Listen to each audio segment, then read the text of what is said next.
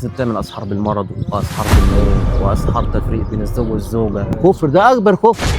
معانا جدو النهارده وهنتكلم عن موضوع بقى منتشر جدا جدا في القريه وبقى خراب لناس كتير قوي، وهي الاسحار. ايه رايك في الناس اللي بتعمل اسحار والناس اللي بتخرب بيوت؟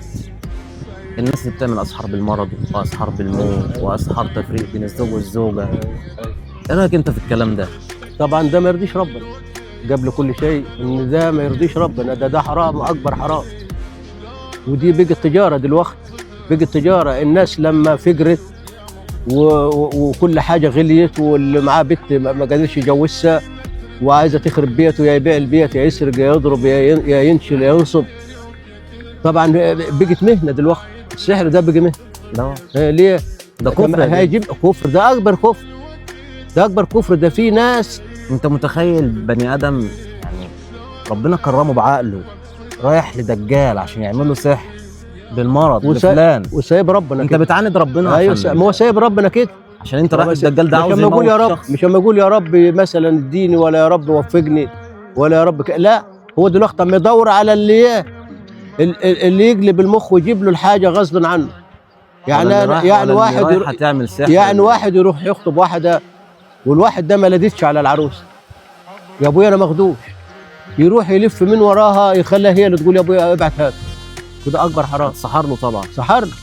وبعد كده بعد ما تفوق من السحر تبقى عيشتهم نكد وما تبقاش حياه سعيده، ويبقى كده. بس الموضوع بقى منتشر جدا في القريه هنا جدا. دي القرى كلها، قريه مين؟ دي القرى كلها والدنيا كلها بقى السحر. واكبر حرام، اكبر حرام، وينتقم ربنا منهم لما يعملوا الكلام ده. ربنا سبحانه وتعالى بيقول ايه؟ ولا يفلح الساحر وحيث اتى. بالظبط. يعني انت مش هتعاند ربنا. لا، طب هم كده معاندين ربنا. الناس دي هي اللي بتسعى انها تعمل سحر. الواحد بقى بالتفرقه مثلا، او بالمرض، او بوقف الحال. اول حاجه ده كفر، تمام؟ ما هو كفر. ايوه كفر. ثاني حاجه انت بتعاند ربنا. ما هو معاند ربنا حد بيعنده؟ لا طبعا، هو قادر على كل شيء. اكيد طبعا.